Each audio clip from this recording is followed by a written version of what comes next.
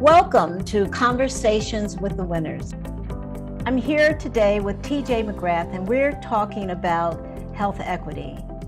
TJ is a winner of the Robert Wood Johnson Foundation Award for Health Equity. TJ, welcome. Hello, good to see you again.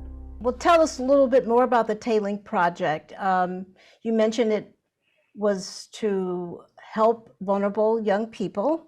In what way? So the Tailing program came about 4 years ago. We're actually starting our last year. It's a 4-year grant through the Department of Mental Health here in Los Angeles County. And basically it was a program designed to target the hard to reach population of the 18 to 24 group of people that are in major need of basic necessities and resources. As of March of this year, we've had over 100 people enrolled in our program. And through those 100 people, we've been able to offer housing, whether it be a medical motel voucher to transitional housing, medical services for transgender, TAY, to, oh gosh, you name it, groceries once a month, and just to fill up gas in their tank. TJ, one of the approaches you took for systems change was actually connecting elements and components of the system. Can you tell us a little bit more about those partnerships and how those connections actually improve the experience for the people you serve? A community organization can't do it by themselves. We all need to be in this collaborative network for someone to really become that individual, young adult, independent person in society. And I always think of it, I always go back to this thing that a supervisor once told me. If you're envisioning a really steep hill and you have a small person pushing this really large boulder, it's the role of the community to kind of be behind that person to push the boulder up much faster and more effectively. That's how I see community collaboration. TJ, you talk about barriers that maybe we can see and barriers we can't see, but barriers that are nonetheless experienced. Can you talk to us about those barriers and help us see them? Prime example was the pandemic. Imagine yourself experiencing homelessness and everything is just shut down or closed around you, which is where our program came in. We were able to allocate funds to start this emergency motel program to house those experiencing homelessness, TAY and even seniors. Through this program, we were able to offer showers. They were offered meals 3 times a day, laundry services, and then ongoing case management and housing navigation as well. And if you think about it, it's kind of a trickling effect because we were able to use local restaurants to, feed the participants. We kept small businesses afloat that had to shut down, like the laundry services. It just felt like a really big community effort, which, in the end, lowered as many barriers as possible for the homeless community. You mentioned that things actually got worse for many of the people you serve. Tell us more about that. Well, I don't know about you, but I love a success story. And out of like the hardest times comes those types of stories. For example, we had a mother that was pregnant and she was experiencing domestic violence, and the pandemic hit, and then she was kicked out on the street, and then she was able to participate in our program.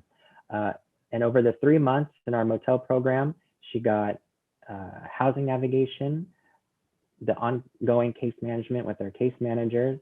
She was able to get services through domestic violence education and educators.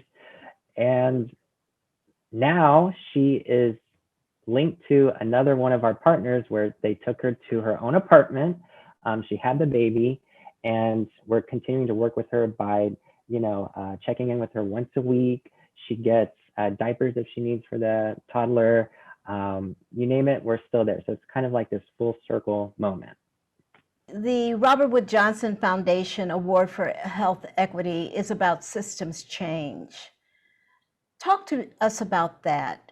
How did you change the system or influence the change of the system? When you try to engage with a homeless individual, to cultural sensitivity and competence when you're trying to help someone from a different culture than you. It's all about stripping away all your biases and what you've learned, and to just, take it in with open arms. But we need that on a bigger level. We have a higher population of the Black and Brown community in the North, and then in the South, we have the white and Asian communities. So it's very important to have as many stakeholders at the table when it comes to implementing changes and new policies that we want to see put forth in the community. TJ, share your thoughts with us about health equity. If you think about it, I think a lot of people don't understand how big of an issue health inequity is when it comes to our Black and Brown communities, Asian communities, and even the LGBT individuals in our communities. I feel like there's a lot of work to be done to really spread the word and awareness about health inequities. TJ, help us get to know the people that are served by the T-Link program. The T-Link program serves amazing, incredible individuals. I mentioned to you before, we serve the 18 to 24 transitional age youth, homeless population, and they represent the whole spectrum that you can think of that a human can be. They're resilient individuals. They're people who want better lives. These are young adults that are, going to school, living in their cars, juggling a part-time job, and dealing with mental health. So it's amazing to see the transformation after going through this program. I know that it takes a lot of guts and courage just to ask for help, especially at that age. And once they get past that first step, it's smooth hill from there. TJ, your innovative solutions improve the well-being of not only youth, but the entire community. Thank you for your leadership, and congratulations on your award. Thank you.